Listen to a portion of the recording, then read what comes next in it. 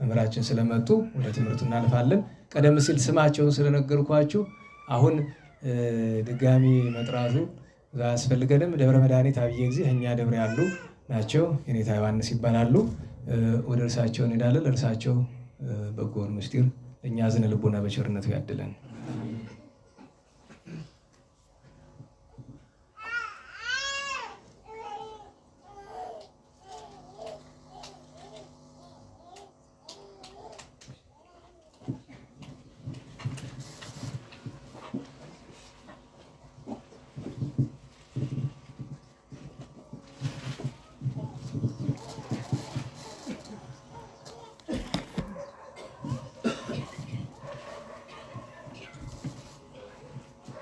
በስመ አብ ወወልድ ወመንፈስ ቅዱስ አሐዱ አምላክ አሜን። ይትባረክ እግዚአብሔር አቡሁ ለእግዚእነ ኢየሱስ ክርስቶስ ዘወለደነ በብዝኃ ምሕረቱ በቸርነቱ በምሕረቱ ዳግመኛ ከውሃና ከመንፈስ ቅዱስ የወለደን የአባቶቻችን አምላክ ልዑል እግዚአብሔር ስሙ የተመሰገነ የተከበረ ይሁን። አምላክን የወለደች በድንጋሌ ሥጋ በድንጋሌ ነፍስ የጸናች ወላዲተ አምላክ ድንግል ማርያም ክብር ምስጋና ይድረሳት። በዛሬው ዕለት በዓሉን የምናከብርለት ታላቁ ገናናው ሰማዕት ነቢይ ሐዋርያ የብሉይና የሐዲስ መገናኛ መጥምቀ መለኮት ቅዱስ ዮሐንስ ክብር ምስጋና ይድረሰው። አባቶች፣ ካህናት፣ መምህራን፣ ምእመናን፣ ምእመናት በልዑል እግዚአብሔር ፍጹም ሰላም እንደምን ዋላችሁ? እንደምን ቆያችሁ? እንደምን እስከዚህ ሰዓት ደረሳችሁ? የአባቶቻችን አምላክ ልዑል እግዚአብሔር በሀብት ስቦ በረድኤት አቅርቦ ከዚህ ቅዱስ ስፍራ እንድንገናኝ ስለፈቀደልን ስሙ የተመሰገነ የተከበረ ይሁንልን። እንግዲህ መምህራችን እንደጀመሩ ቢጨርሱት ጥሩ ነበረ። እንግዲህ ከዛው በዮሐንስ አርጌ ስለመጣው በዚያው ልቀጥል። መጥምቀ መለኮት ቅዱስ ዮሐንስ ዛሬ ሰማዕትነት የተቀበለበት ቀን ነው። በሁሉም አብያተ ክርስቲያናት በምስራቅም በእኛ በኦሪየንታል ኦርቶዶክስ አብያተ ክርስቲያናትም ይሄ በዓል በደመቀ ሁኔታ ይከበራል። እንዲሁ ግን የመጥምቀ መለኮት የቅዱስ ዮሐንስ የሰማዕትነት በዓልም ስለሆነ መቼስ ሰማዕት ሲሆኑ ነፍሳቸው ከስጋቸው የተለየበት ቀን ማለት ነው። በሌላ ቋንቋ አይደለ ሰማዕት ሆኑ ብለን ስንል ነፍሳቸው ከስጋቸው ተለይታ ወደ አምላካቸው ወደ እግዚአብሔር የምትሄድበት ቀን ነው እና ስለዚህ ሞቱ አይባልም፣ ሰማዕት ሆኑ ነው የሚባል። አሁን የትምህርቴን መነሻ ወንሴፎ ትንሣኤ ሙታን የሙታንን መነሳት ተስፋ እናደርጋለን በሚል ልነሳና እቀጥላለሁ። በዚያው የሙታንን መነሳት ተስፋ እናደርጋለን፣ የሙታንን መነሳት ተስፋ እናደርጋለን። እንደሚታወቀው ሰውን እግዚአብሔር ሲፈጥረው በመልኩና በምሳሌው ፈጥሮታል። መልክ ብለን ስንል የእግዚአብሔር መልክ ብለን ስንል የሰው አእምሮ መርምሮ አንደበቱ ተናግሮ የሚገልጠው ነገር አይደለም። የእግዚአብሔርን መልክ ቅዱስ ጎርጎርዮስ ዘኑሲስ ስለ እግዚአብሔር ማንነት ለመግለጥ የምትጠቀምባቸው ቃላቶች በሙሉ ውሸታምነትህን ያስረዳሉ ይላል። ለምሳሌ እግዚአብሔር ብርሃን ነው ብለህ ስትል በትክክል ምን አይነት ብርሃን ብለህ የተጠቀምክበት ቃል እግዚአብሔርን የመግለጥ አቅም ስለሌለው ዋሸህ ይላል። ከቃሉ ጋር ናችሁ? ይሄ ማለት ነው ስትናገር ንግግርህ ከእውነቱ የሚጻረር ስለሆነ ሳይሆን በትክክል እግዚአብሔር በሆነው ነገር መግለጥ ስለማትችል ነው ይላል። ለምሳሌ አሁን አንድ ሰው ፀሐይን ግለጣት ቢባል ምን ብሎ ሊገልጣት ይችላል? እንደ ሻማ ያለች እንደ ምናምን ብሎ ሊገልጥ ይችላል አይደለ? አሁን ፀሐይን ለመግለጥ የተጠቀመበት ቃል በትክክል ወይም የመሰላቸው ምሳሌዎች በትክክል ፀሐይን የሚገልጡ ናቸው አይደሉም። እና ስለዚህ መለኮትንም ለመግለጥ የምንጠቀምባቸው ቃላቶች ወይም ስለ መለኮት የምንናገራቸው ቃላቶች በሙሉ እሱ ከሆነው ነገር አንጻር ሲታዩ በጣም ህጹጻን ስለሆኑ በዚያ ምክንያት ቅዱስ ጎርጎርዮስ ምን ይላል? የተጠቀምክባቸው ቃላቶች በሙሉ እሱን ስለማይገልጡት ውሸት ናቸው ይላል።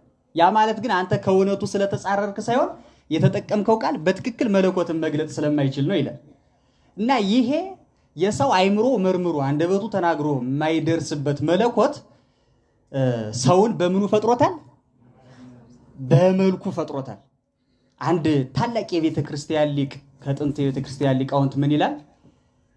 እግዚአብሔር እጽዋትን አዝርዕትንና አትክልቶችን መፍጠር ሲፈልግ ምድርን ተናገራት። ማንን ተናገራት? ምድርን። ለታብቁል ምድር ብሎ ምድር ታብቅል ብሎ አዘዛት። ምድርን ተናገራት። አሶችን በልባቸው የሚሳቡ በእግራቸው የሚሽከረከሩ እንደነዚህ አይነት እንስሳትን መፍጠር ሲፈልግ ደግሞ ለታውፅ ባህር ታውጣ ብሎ ማንን ተናገራት? ባህርን ተናገራት። ሰውን መፍጠር ሲፈልግ ግን ወደ ራሱ ነው የተናገረ ይላል። አሁን እጽዋትን፣ አትክልትን፣ አዝርዕትን መፍጠር ሲፈልግ ማንን ነው የተናገራት? ምድርን። በልባቸው የሚሳቡ በእግራቸው የሚሽከረከሩ ፍጡራንን መፍጠር ሲፈልግ ደግሞ ማንን ነው የተናገረ? ባህርን። ሰውን መፍጠር ሲፈልግ ግን ንግበር ሰባ ብሎ ሰውን በመልካችን በምሳሌያችን እንፍጠር ብሎ ሶስቱ አካል ተናገረ ማለት ነው። ገብቷችኋል አይደለ? በወልድ ቃልነት ተናገሩ ማለት ነው። እና ልክ ዛፍ ካስገኘችው ከመሬት ሲነቀል እንደሚሞተው እንደሚደርቀው፣ አሳም ካስገኘችው ከባህር ሲወጣ እንደሚሞተው፣ ሰውም ካስገኘው ከእግዚአብሔር ሲነጠል ምን ይላል? ይሞታል። እና ሞት የሚለው ትርጓሜም እሱ ነው በዋናነት። ሞታ ለነፍስ ረሂቅም እግዚአብሔር፣ የነፍስ ሞቷ ከማን መለየት ነው? ከእግዚአብሔር መነቀል ነው። አሁን በደንብ አስተውሉ። እግዚአብሔር አዳምን ሰው አድርጎ ሲፈጥረው በአንድ ጊዜ ነፍስና ስጋን አዋህዶ ነው አይደል የፈጠረው? ስጋን ከአራቱ ባህሪያት ነፍስን ደግሞ ካለመኖር ወደ መኖር አምጥቶ በአንድ ጊዜ ሰው አድርጎ ፈጠረው። ነፍሱና ስጋው ያለ መቀዳደም በአንዴ ነው የተገኙት። የሚገርመው ነገር ግን እግዚአብሔር በአዳም ላይ የሕይወትን እስትንፋስ እፍ ካለበት በኋላ ነው ኦሪት ሕያው ነፍስ ያለው ሆነ የምትለው። ገብቷችኋል አይደል? ከዚያ በፊት አዳም ነፍስ አልነበረውም ወይ ብለው ቢሉ ነፍስ ነበረው። ሕያው የሆነው ግን ማን እፍ ሲልበት ነው? እግዚአብሔር እፍ ብሎ በጸጋ ልጁ ሲያደርገው የእግዚአብሔርን ልጅነት ሲያገኝ ያኔ ምን ሆነ ተባለ?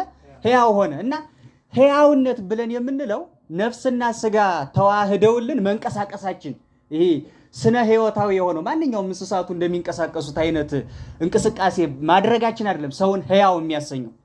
ሰው ሕያው የሚባለው እግዚአብሔር አድሮበት ሲኖር የእግዚአብሔር ማደሪያ ሲሆን በእግዚአብሔር መንፈስ ቅዱስ የተዋጀ ሲሆን በዚያ ምክንያት ነው። እና ለዚያ ነው አዳምን ነፍስና ስጋን አዋህዶ ሲፈጥርለት ሕያው አልተባለ። እግዚአብሔር በጸጋ እፍ ብሎ ግን የሕይወትን እስትንፋስ ሲያሳድርበት ግን ኦሪት ምን አለች? ሕያው ነፍስ ያለው ፍጡር ሆነ ብላ ትላለች ማለት ነው።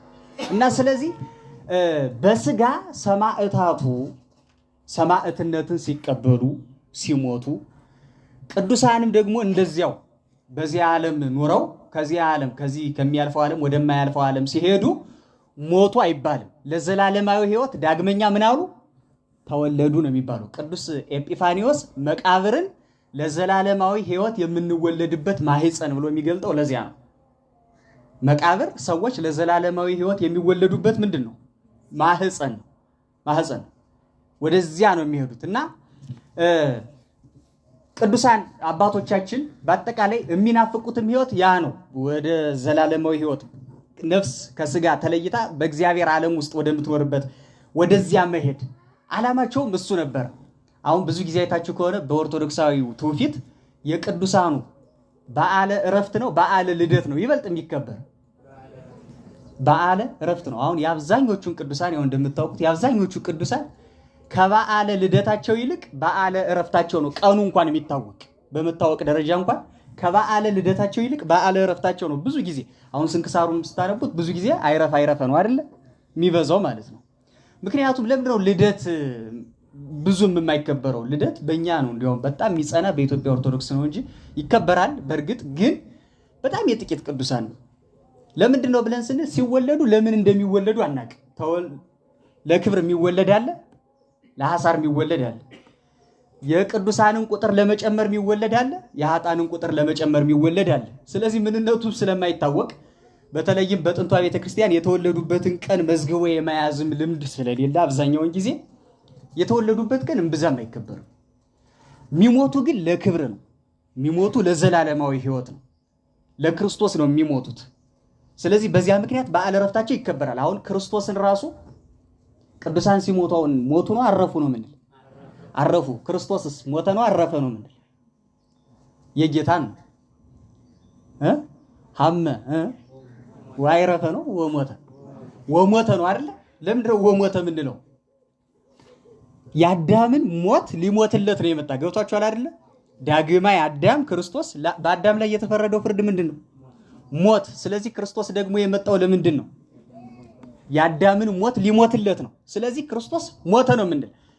አሁን ዛሬ አባቶቻችን እኛም ሁላችንም እንግዲህ በክብር ለዚያ ካበቃን ማለት ነው የሚሞተው ሁሉ የአዳምን ሞት ነው የክርስቶስን ሞት ነው።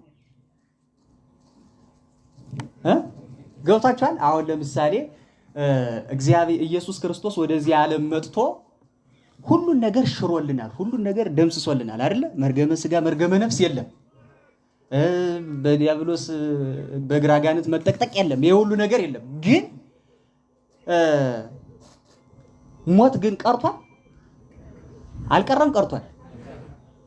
አሁን ምን ሞተው ሞት የማን ሞት ነው? ሞትማ ቀርቷል።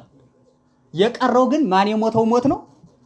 አዳም መጀመሪያ በድሎ የሞተው ሞት የለም፣ እሱ ቀርቷል። አሁን ምን ሞተው የማኑን ነው?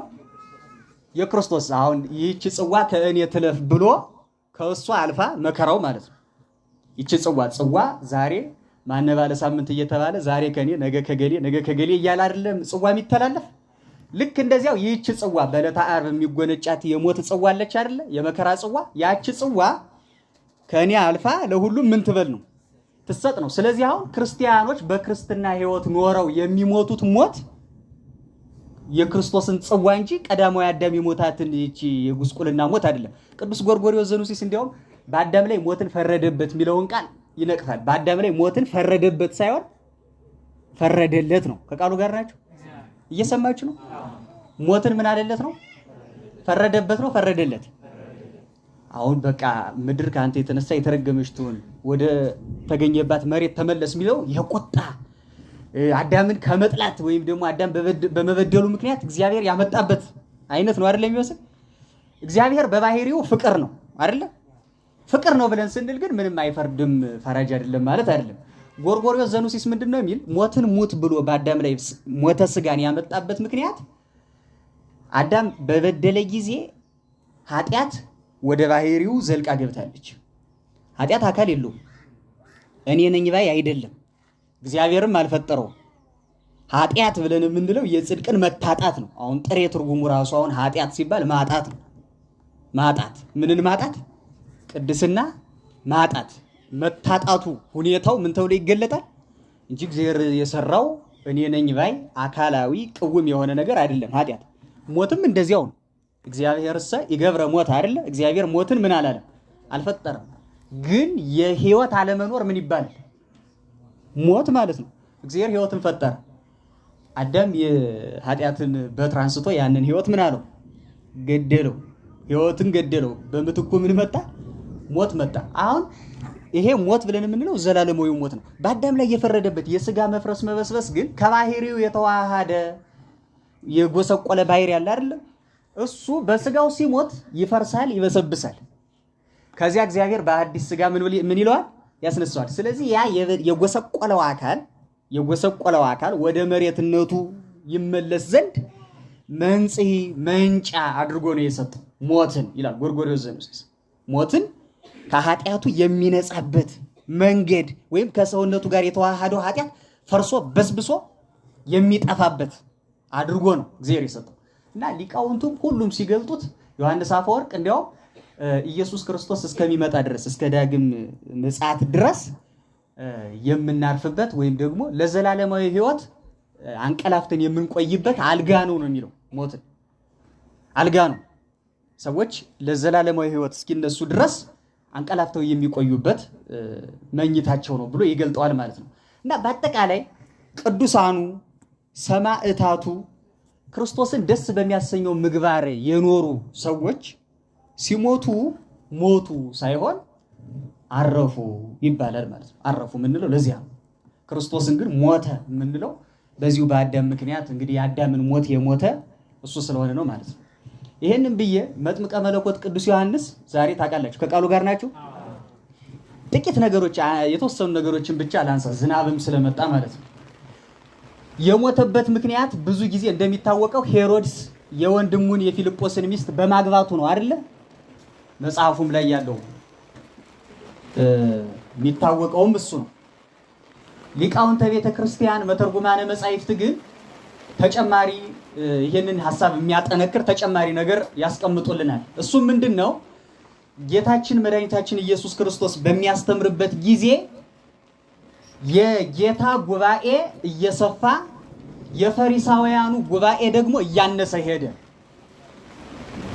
የጌታ ጉባኤ የሰፋበት ምክንያት ምንድን ነው ብለው ካሉ ጌታ ለመንጋው የሚራራ እውነተኛ ቸር ጠባቂ ስለሆነ፣ ጸሐፍቱ ፈሪሳውያኑ ደግሞ የሚበዘብዙ በዝባዦች ስለነበሩ ጌታ ነቅፏቸዋል።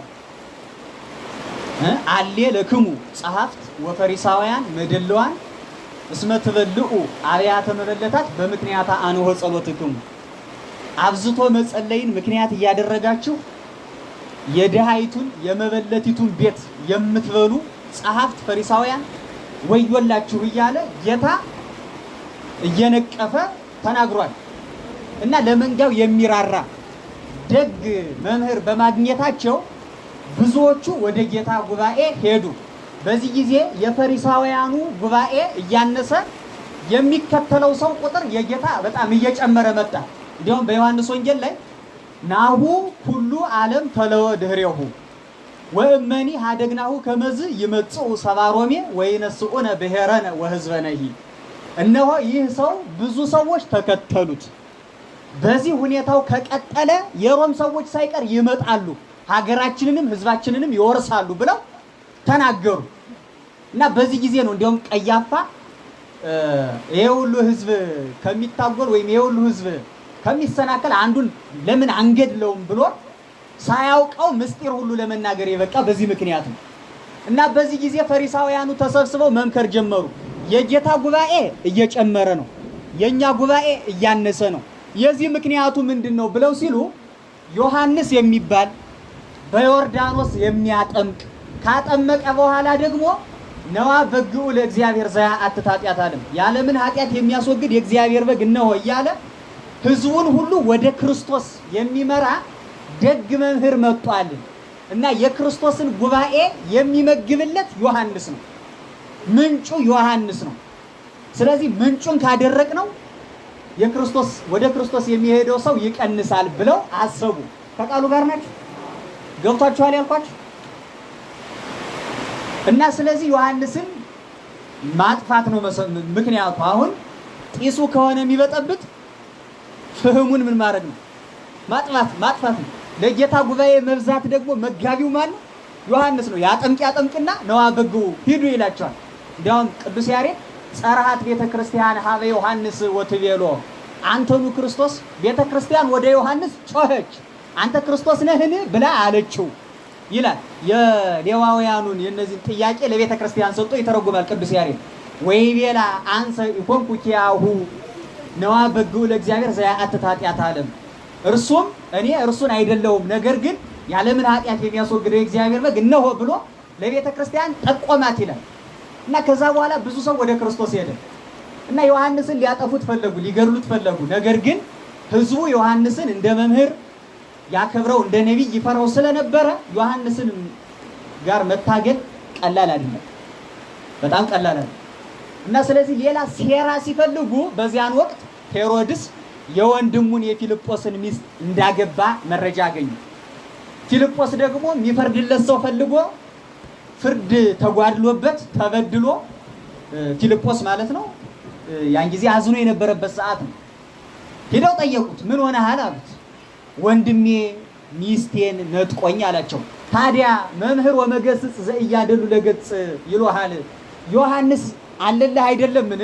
ለሱ ሂደህ አትነግረውም ብለው አሉት። ምክንያቱም ዮሐንስ ይሄንን ከሰማ ሄሮድስን ሳይፈራ ሳይፈር ይገስጸዋል። ያን ጊዜ ሄሮድስ ደግሞ ጨካኝ ነውና ዮሐንስን ያስረዋል፣ ይገድለዋል። ዮሐንስ ከተገደለልን ወደ ክርስቶስ የሚሄደው ምዕመን ምክንያቱ ዮሐንስ ነው። ስለዚህ ከምንጭ አደረቅንበት የሚል ሴራ አለበት ከጀርባው ማለት ነው። እና አሉና ሄዱ፣ ነገሩት። ፊልጶስም እንዲያ ነው ነገሩ ብሎ ወደ ዮሐንስ ሄደ፣ ነገረው። ዮሐንስ ደግሞ ሄደና የወንድምህን የፊልጶስን ሚስት ልታገባ አይገባህም ብሎ አለ ይላል። አሁን ልብ አድርጉ። ዮሐንስ ለማን ብሎ ነው ወደ እስር ቤት የገባው? የፊልጶስ ሚስት በግፍ ስለተነጠቀች አይደለ?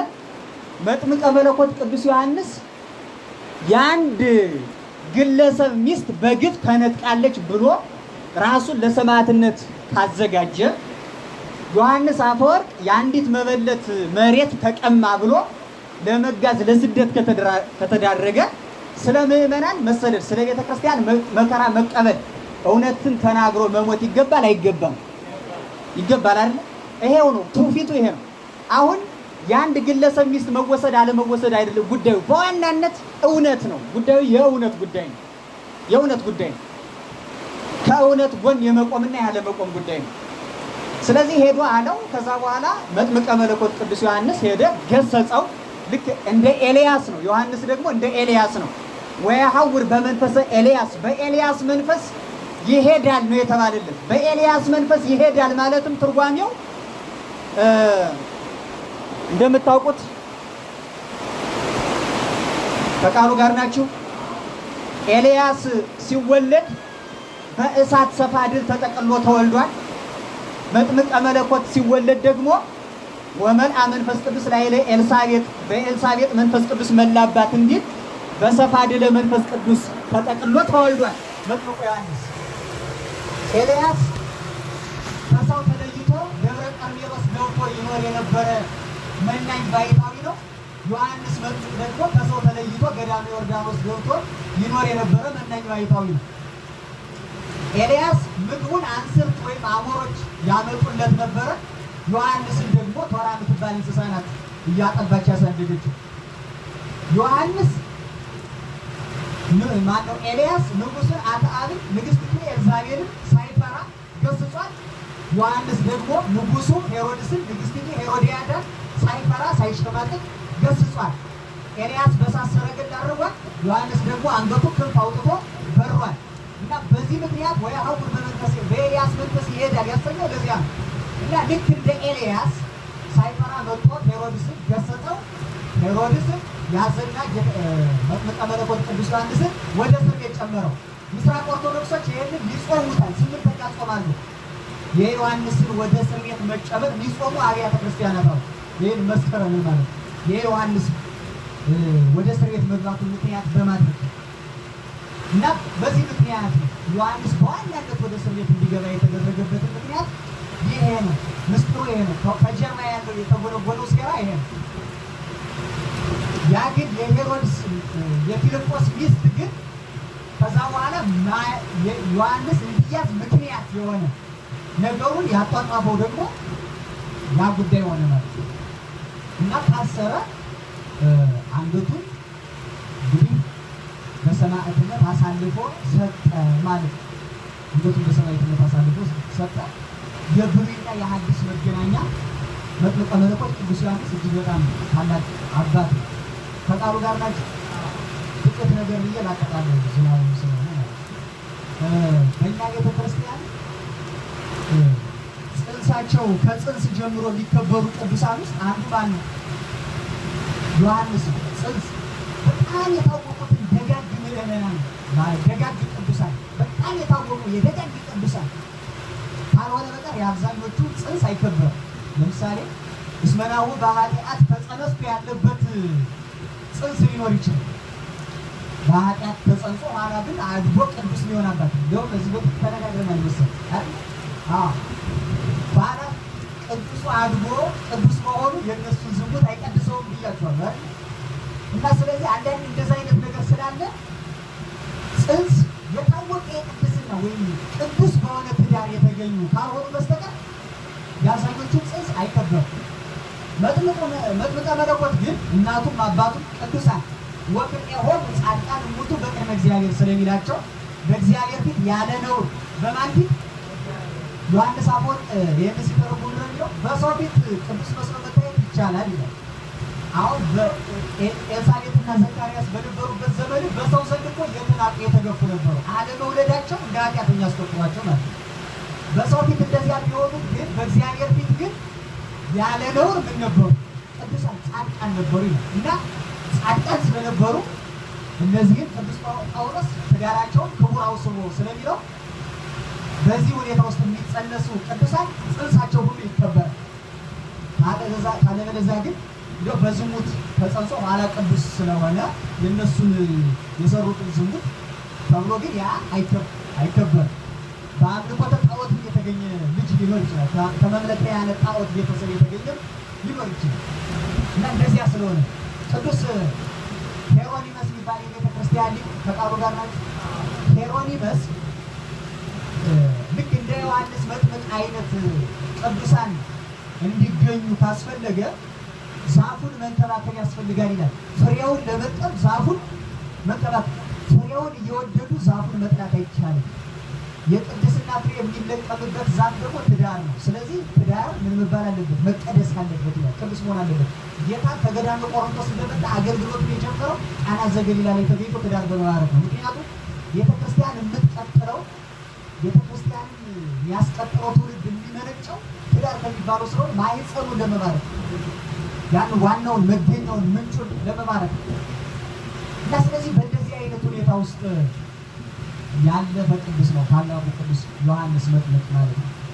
እና እኛም ሁላችንም እሱ በሄደበት አሰረ ፍኖት ሄደን መልካም ስራ ሰርተን እሱ ከገባበት እሳት የመቆራየት እንድንገባ የአባቶቻችን አምላክ ነው እግዚአብሔር ይርዳል። የሙታንን መነሳት ተስፋ እናደርጋለን ብዬ ያልኩበትን ምክንያት እንግዲህ በወቅቱም በመምህራችን የኔታ መጋቤ ምስጢርን ያጣንበት ወቅት ነው።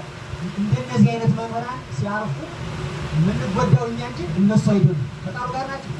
በጣም አስቀያሚ ቅዱሳን በጣም ከሚጸየፉት ዓለም በጣም ወደሚናፍቁትና ወደሚጓጉለት ዓለም ስለሄዱ እነሱ እድለኞች ናቸው።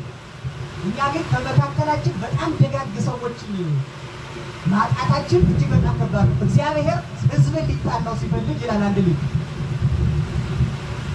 ከህዝቡ ጋር የሚያገናኘው ኔትወርኩን ይቆርጠዋል ነው።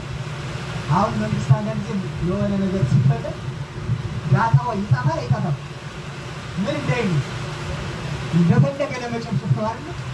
እግዚአብሔርም ኃጢአታችን በጣም ሲበዛና ሊበቀለን ሲፈልግ በሱና በእኛ መካከል ኔትወርክ ነው የሚያገናኙን ኔትወርኮች ይቆርጣቸዋል። በዚህ ጊዜ መንቃት ያስፈልጋል ማለት ነው። በቃሉ ጋር ነው። በጣም መንቃት እጅግ በጣም መንቃት ያስፈልጋል። ቅዱሳን በዚህ ምድር ሲኖሩ ደጋግ ሰዎች ይህች ዓለም ሲኦላቸው ናት። ልክ እንደ ቅዱስ ዳዊት ማይዜ እበጽሕ ወእሬ ገጸ ለአምላኬ መቼ ደርሼ ማለት መቼ ሙቼ የአምላኬን የእግዚአብሔርን ፊቱን አየዋለሁ ነው ጥያቄያቸው። ከዛስ ሲሞቱ ያንን የናፈቁትን የእግዚአብሔርን ፊት ያዩታል። ወእጸግብ በርእየ ስብሐቲከ ይላሉ። ፊትህን በማየት ይጠግባሉ። ያኔ ይጠግባሉ። ከቃሉ ጋር ነው። አሁን እኛ በዚህ ዓለም ስንኖር እግዚአብሔርን አንራበውም፣ አይናፍቀንም፣ ትዝም አይለንም። ኋላ ከሞትን በኋላ ግን እግዚአብሔር ይርበናል፣ ይናፍቀናል። ይርበናል አንበለውም፣ ይጠማናል አንጠጣውም፣ ማየት እንፈልጋለን አናየውም። ሲኦል ማለት ይሄ ነው ይላል ባስልዮስ ዘቂሳርያ። ሲኦል ማለት እግዚአብሔርን ማየት እየፈለክ አለማየት፣ መስማት እየፈለክ አለመስማት፣ ልታቅፈው እየፈለክ አለማቀፍ፣ ዮሐንስ በተቀመጠበት ደረት መቀመጥ እየፈለክ ያ አለመቻል። ከዚህ በላይ ሲኦል ምን አለ ይላል። ቅዱሳን ደግሞ በዚህ ዓለም ሲኖሩ እግዚአብሔርን ማየት ይፈልጋሉ። በዚህ ዓለም ግን አያዩት። በእርግጥ በጥተው ያዩታል። ማሽተት ከእሱ ጋር ይፈልጋል። ያ ሁሉ ነገር ለማድረግ የስጋ መጋረጃ ሆኖ ያስቸግራቸዋል። ኋላ ግን ከዚህ ዓለም ከስጋ መጋረጃ ከወጡ በኋላ ግን ያዩታል፣ ይጠግቡታል፣ ይረካሉ። ገነት ማለት ያው ገነት ማለት እሱ እና ስለዚህ ትልቁ የነፍስ ጥያቄ የእግዚአብሔርን ፊቱን ማየት ነው። ከቃሉ ጋር ናችሁ። ሊቁ መዝሙረ ዳዊትን በተረጎመበት ትርጓሜ ላይ ወእጸግብ በርእየ ስብሐቲከ የሚለው ምንድን ነው የሚለው? ፊትህን በማየት እጠግባለሁ። ምን ማለት ነው? እግዚአብሔርን ብታገኘው ምን ጥያቄ ታቀርብለታለህ? እግዚአብሔርን ብታገኘው ምን ብለህ ትጠይቀዋለህ? ተቃሩ ጋር አሁን እናንተ ሁላችሁም እስኪ ምን ብላችሁ ትጠይቁታላችሁ? ብዙ አይነት ጥያቄ አለ። ሁሉ የየራሱ ማለት ነው። የምትጸልዩት ማለት ነው። በሌላ ቋንቋ ብዙ ሰው እሱን ይጠይቃል አይደል? ይላል በቃ እንደዚህ ቢያሳካልኝ፣ እንዲህ ቢያደርግልኝ፣ እንዲህ ቢያደርግልኝ፣ እንዲህ ቢያደርግልኝ። ግን በትክክል ይላል ክርስቶስን ስታየው ይላል ነፍስ ምንም አትጠይቀው። ትልቁ ጥያቄዋ እሱን ማየት ነው። ተመልሶላታል። ሌሎቹን ጥያቄዎቿን ስታስብ ትስቃለች ይላል። በአግራሞት ባስገዘ ዛሬ የሚያስጨንቋት የሚያሳስቧትን ነገሮች ስታይ ከመለኮታዊ ብርሃን አንጻር ስታየው ጨለማ መስሎኝ ይህን ነበር ስጠይቀው የነበረ ብላ በጣም ትስቃለች፣ ትገረማለች፣ ባለማወቋ ትደነቃለች ይላል። እግዚአብሔር ብርሃን ነው አይደል? እናየዋለን። ይታያል አይታይም? ይታያል አይታይምም ነው። እግዚአብሔር ይታያል አይታይም ነው። በጸጋ ይታያል፣ በባህሪው ደግሞ አይታይም። ግን እግዚአብሔር ካየነው በኋላ እንዲያው በመንግስተ ሰማያት አይሰለችም ኖሮ ሁልጊዜ እንዲያው ተመሳሳይ ሰው ማየት ከቃሉ ጋር አሁን አንድ ሰው የሆነን ሰው ማግኘት ፈልጎ ያየዋል አይደል? ከወር ከሁለት ወር በኋላ ግን ሰውየውን እየሰለቸው ይሄዳል። እግዚአብሔር ጋር ግን አብሮ መኖር ሁልጊዜ ከማየት ብዛት እንዲያው መሰለቻቸት አይኖርም ምን የሚል ጥያቄ ታነሳ ይሆናል ይላል።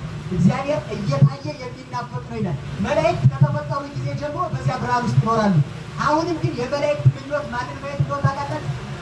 እግዚአብሔር ማየት ዘያፈትሆሙ ለመላእክት ከመ ያሐውፅዎ ለዘእንቅድመ ዓለም ብርሃን።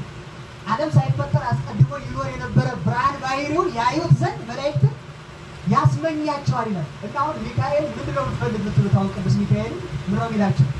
እግዚአብሔርን ማየት እና ፊቱን እንድናይ የአባቶቻችን አምላክ እግዚአብሔር በመጥምቀ መለኮት በቅዱስ ዮሐንስ አማላጅነት ይርዳን። ስብሐት ለእግዚአብሔር።